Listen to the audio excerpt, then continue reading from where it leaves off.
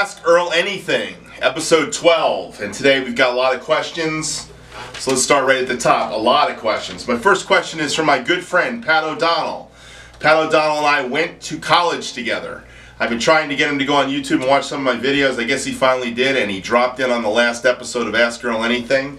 And my first question comes from Pat, and he asked me, do you record your audio into Logic and then sync your audio from Logic to the camera?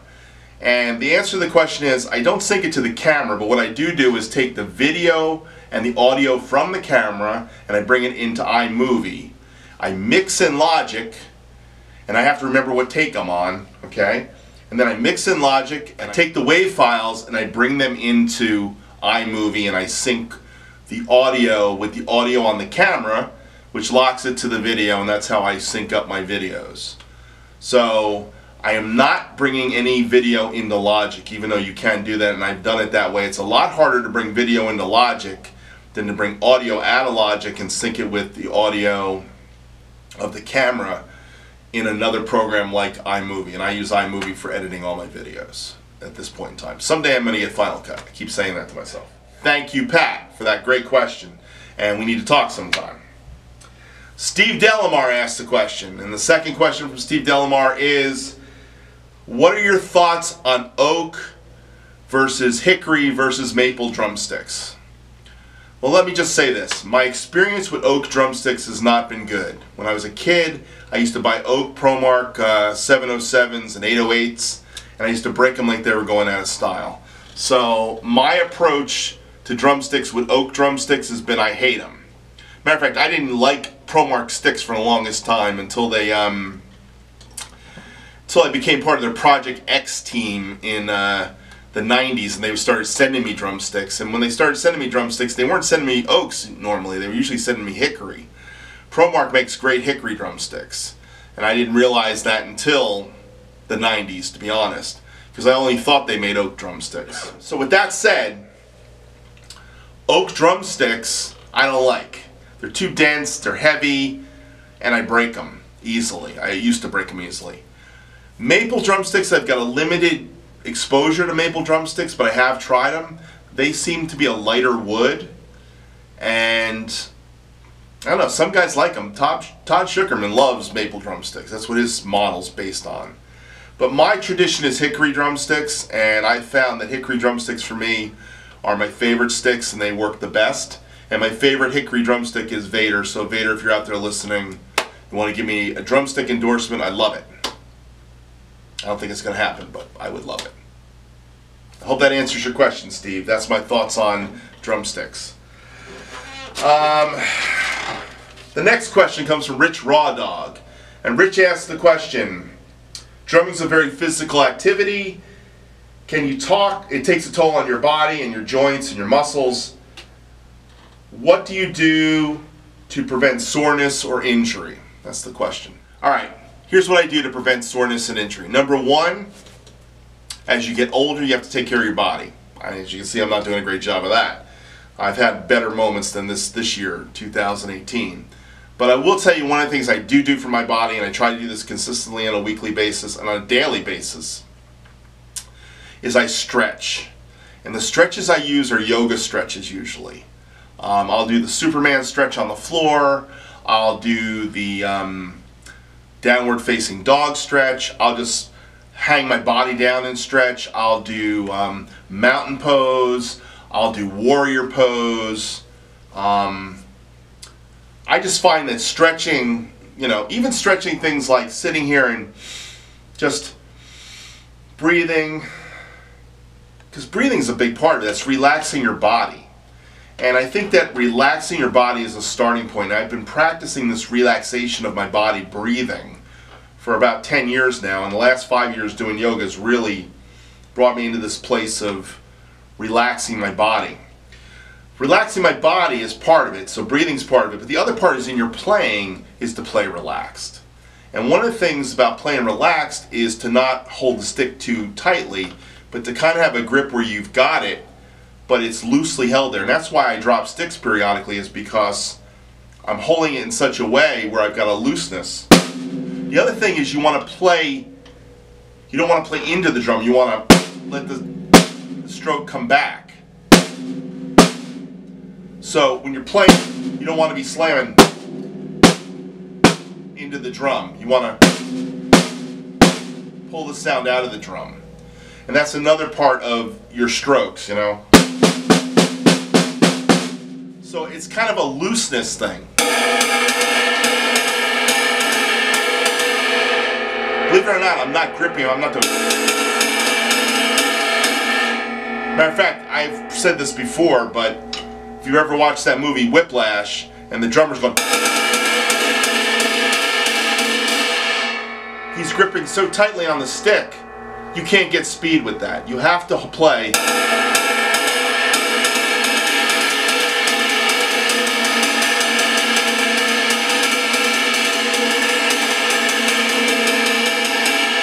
So I think your grip and how you approach the drums is another part of not injuring yourself. So you don't want to be playing into the drums, you want to be pulling the sound out of the drums. So some guys do this stretch. I actually don't like doing this stretch, to be honest. Okay, that's one of the stretches a lot of guys like to do. Kind of grosses me out to do that stretch, to be honest. But I will say I do stretch my body out a little bit. It's one of the things I do, and that's part of avoiding injuries. But I think as you get older, you have to just basically stretch more, walk more, and do more things to kind of keep your body moving. And it is a physical instrument, okay? The other thing is figuring out seat height, making sure your seat height's proper too. I found as I've gotten older, my seat height keeps going up because my knees start to feel it. So I have to have my seat at a certain height so that I can do some of the things I like to do on the pedals. Alright, the next question comes from Brian Corey. So Brian asks, what kind of splash cymbal will you buy? Zildjian. So there's a new kind of splash cymbal that Peter Erskine's been pushing. It's kind of called a fast splash. That looks kind of interesting to me. Because I like darker cymbals, I would probably go with a K splash. But splashes, you know, they're just making accents. So, I mean, I've had an old 8-inch A splash for years. You know, that sounds great. I will say, you've got to find one that's thin enough and has the sound that you're trying to make. That's the key to the whole thing. Splash cymbals are definitely going to be a preference, what you want, what you're looking for. But I like those new splashes that Erskine was kind of hawking a year ago. I think they're called fast splashes, and they sound really nice. But for a Zildjian splash, you're looking at an 8 or a 10-inch probably. I've always liked to have a 6-inch splash. I have a small 6-inch kind of bell, but I don't have a 6-inch splash. I've had a 7-inch splash. But splashes are kind of funny. It's a personal preference thing. So hope that helps. Leon Tapp. The next question comes from Leon Tapp, and Leon's asking, do you use any gating on your toms in post-production? And the answer to that question is yes. I actually have a channel strip set up in Logic that has EQ, compression, and then it's got gating. And I set the gate so that the snare drum won't set the gate off. So I basically set it so it's closed only till the tom hits it. It has a short release, not a super long release, because I don't want the snare getting into it. So it's got a little gating effect, so I do use that on my toms. I also use a lot of times on my toms in post a gated reverb effect too. It's very subtle gated reverb. It's not going for full Phil Collins wide open long gated reverb, but it is a gated reverb effect I use on. It's actually a plug. It's called Renverb, Renaissance Verb. It's a Waves plugin, and it has a gated 1 setting. I use that probably on almost all my videos. I use that. I don't put it. It's not on full, but it's probably at about 20 on the. If you're looking in Logic, you can go up to 0 and then past 0. That's past unity. So I go to about -20 is where I go usually with the gating. Sometimes a little push past it if I'm trying to get a little more accent out of it. So that's another effect I use in Logic. But yes, I do gate my toms. The next question comes from two 2112 drums. 2112 drums. And he says, have you ever found a B8 cymbal that sounds better than a B20? Well, if you noticed in my videos, I'm using a lot of Pistes, and all the Pistes I'm using are B8 cymbals. So I think Paiste makes great B8 cymbals, and I think they're comparable to any B20 cymbal out there. I love B8 cymbals. They have a certain way of sitting in the mix, so I'm a big fan of B8 cymbals. I'm not a big fan of B8 cymbals by Zildjian or Sabian. I will say that, flat out. I don't know anything about Meinl cymbals. I'm not a Meinl guy. And that's one of the things I've admitted. I don't really play Meinl cymbals, but some of the Meinl cymbals sound really good. But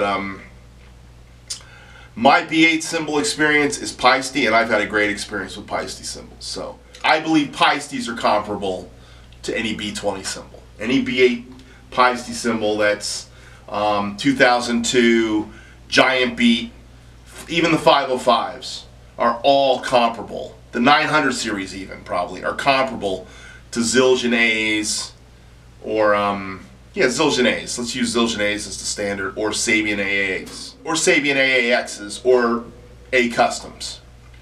I think we're talking a brighter cymbal that's controlled. I actually like the brightness of Paiste better than the AAX's or the AA's. Okay, now when I'm looking for dark, that's when I go B20. I think the dark B20 cymbals by like the Karopes or the K Zildjians or the Sabian HH's, those are cymbals I really enjoy.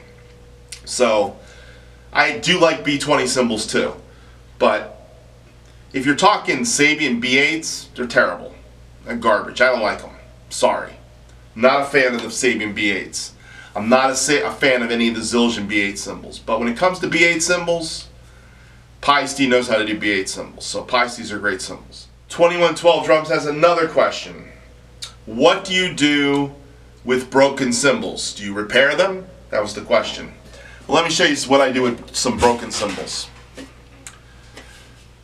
This is a broken china. Believe it or not, it's got some cracks in it. A lot of times what I do with cymbals like this is I turn them into stackers. Here's another one. It's another broken Wuhans. By the way, Wuhans are great for cracking. That's all they're good for. I don't know if you guys know this. This is a freebie on Ask Earl Anything today, but see the little handle? Well, you don't call it a handle. You think it's the bell of the cymbal. But for a Wuhan cymbal, this was designed actually to be a marching cymbal.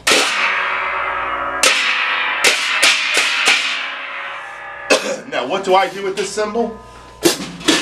Sometimes I'll stick it under a cymbal. It doesn't really work with this one.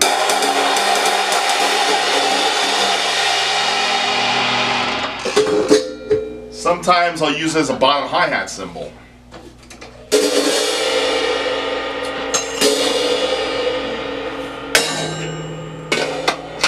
I've done this before.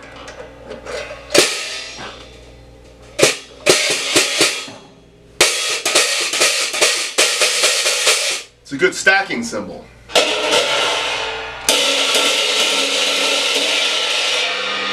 Okay? So sometimes cracked cymbals have a use, okay? I'll show you another use of a cracked cymbal. This is my friend Steve Dupree's old cymbal. This was a Paiste 17-inch fast crash. He cracked it right on the cymbal. So he had a guy that cut holes in the cymbal and turned it into an ozone.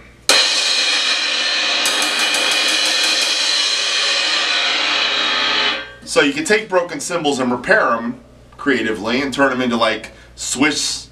This is Paiste calls them Swiss cymbals. Sabian calls them ozones. I call this my Paiste ozone cymbal. One other thing you can do is you can leave them. This is my famous Zach Jones cymbal, I call this. This has still got cracks in it, but it's kind of my gag.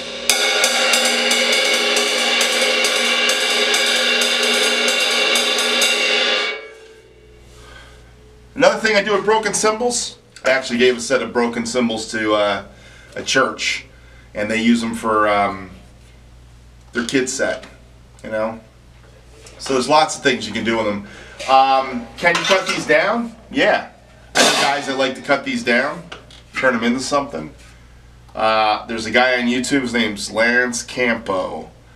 I don't know why I'm endorsing this guy. The guy seems kind of like a angry old Canadian, but he used to do these videos where he would take cracked cymbals and turn them into something else. So there's lots of things you can do with a broken cymbal. Some guys melt them down.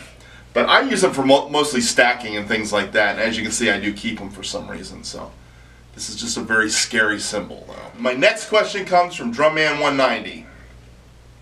He says, will I do a cover at the Little Jazz Kit? Because that last week I filmed from the same spot. And the answer to the question is, I have done covers from this jazz kit. I've done a whole bunch of drum covers in March that were, end of February, that were done using the little kit with a miking setup in this corner right here. It's not my go-to rock kit, as you know, but if I'm actually filming a jazz cover, I do use this kit, and I have used it. So maybe I'll put a piece of one of those videos on the front end and the back end of this so you can see, William, I'm doing it. But thank you for the question. This is a kind of a silly question, so I'll ask the silly question first. I was going to save it for last, but I think the last question is going to be the one I really want to spend time on. So this is Jay Klein, my friend Jay Klein, who thinks I'm a jazz drummer. And he says, what's my plans once I've achieved world domination? Great question, Jay. I didn't realize I was going for world domination, but I think Jay's implying that the amount of videos and the amount of content I churn out, that somehow I'm dominating the YouTube world because I just keep putting stuff out. My plan for putting stuff out comes from the fact that I believe that I'm going to get over that 1,000 subscriber mark easier by having more content, and that's been my philosophy. So I'm putting out a lot of content. I actually did a video a couple weeks ago on how I make my drum covers, and I showed you my plan to basically make quick drum covers. That's kind of what I do. I actually enjoy it better, you know, than spending a lot of time with lots of camera angles and stuff. But I'm not really trying to dominate the world, Jay, so hope I answered that question. But I think I know where you were going with that. It was supposed to be a smiley face. The last question of this Ask Earl Anything comes from AR Drummer, my friend Adam. And he says, do you prefer vintage drums to modern drums? Or vice versa? Well, as you can see by the number of drum kits in my videos, I have different drum kits. And the fact that I don't have any modern drum kits, which really has mostly to do with the fact that I just don't want to spend that kind of money on a drum kit. That's really what it comes down to. I don't have a preference vintage or not vintage drum kits, but I'm always going for a vintage kind of sound in a drum kit, so having vintage drums helps me get that. Now let me caveat that. If somebody gave me a Craviotto kit, a solid shelled Craviotto kit, I'd love it. I'm still looking for a mahogany shell kit. I think mahogany shells sound great. I had a Ludwig Club Date kit from the early 60s, and I believe there were some mahogany shells in that. I think mahogany shells are warm, and there's a mahogany shell kit that I think is a great kit, and Gretsch makes it. It's a very cheap kit. It's their Catalina Club kits. So one day I'm going to buy a brand new Catalina Club kit, just because I love the sound of those mahogany drums. If I was going to buy a new kit, I'd want to buy a mahogany kit, to be honest with you. If I was going to buy a new kit, I'd like to buy a deep shell drum kit too. I'd like to find one with the deep power toms. Believe it or not, I've never had a power tom kit. All my kits have been standard shell kits. When I started as a drummer, it was 8x12, 9x13, 16x16. That was it. The 8x10 or the 6.5x10 was the first 10-inch tom. Then I went to an 8x10 and became kind of a standard size. Steve Gadd kind of made it that way. So I'd love to have deep toms. Never had deep toms. But new drum kits, I think they're overpriced. That's the problem. I don't want to spend $5 grand on a drum kit. So if I can find a cool vintage kit at a good price, I'll buy it. So that's why I would say I probably seem like I prefer vintage drums because that's all I have. But when it comes to snare drums and stuff, I'll buy a brand new snare drum if I find one I like. I have preferences to snare drums and things like that. But yeah, I think vintage drums are great. And The only problem with vintage drums is you got to make sure they're in round and the finish isn't too messed up, you know, so they sound good. But love Gretsch drums. I'm a big Gretsch drum fan. But vintage Ludwig drums can be really cool. If you're going to buy a Ludwig drum kit, though, check to make sure it's in round, because I've seen a lot of Ludwig drums out of round. But yeah, vintage drums are cool. If I could get a new kit, Craviotto kit, a Noble Cooley kit, those are awesome drums. I had a Noble Cooley kit for a while. It was about 20 years old, but it was a great kit. DW drums, I like DW drums. Seem like they're cool, you know. So who knows? Maybe someday I'll get my hands on a DW kit. I've played a few, but yeah, I guess I like vintage over new drums, and I think the main reason is cost. I just can't see spending that kind of money on a new kit. When there's some really great vintage kits, if you know what you're looking for, you can get a great buy on a kit. All right. And Adam, I know you are a vintage. You like buying vintage cheap drums, and I'm not saying cheap is a bad thing, but Adam has a way of finding these kits that are the old. We used to call them Japanese kits. That was like kind of a derogatory thing in the '60s, I think, to some extent. Even though we know today Yamaha makes some of the best drums in the world. If you look at the drum kits from the 60s and 70s, the Sears Roebuck kits, or the US Mercury Pros, or the Stewart drums, or the early Star drums, which were Tama Star drums, okay, or the early Pearl drums, or the vintage Yamaha drums, those drums were all made in Japan and they were copied after US drums. Some of those kits are really cheap and reasonable, even though that's becoming out of vogue. A lot of guys are looking for these kits now. Ever since Aaron Sterling, the session drummer from LA, took one of these old Japanese kits on a tour with John Mayer, it seems like everybody's looking for these kits. Some of those old vintage drums, they had that mahogany, that certain Philippine mahogany they were using on those toms, or beech wood, or they had some really strange woods they were using, but they sounded really cool. So some of those older vintage, really lower budget kits, which had terrible hardware, but they sound really great. So vintage drums are cool. You just gotta know what you're doing and you gotta know where you're looking. The episode. So let me say thank you for watching Ask Earl Anything. Your questions make this show, and I appreciate your questions. And I'll see you next week. Bye.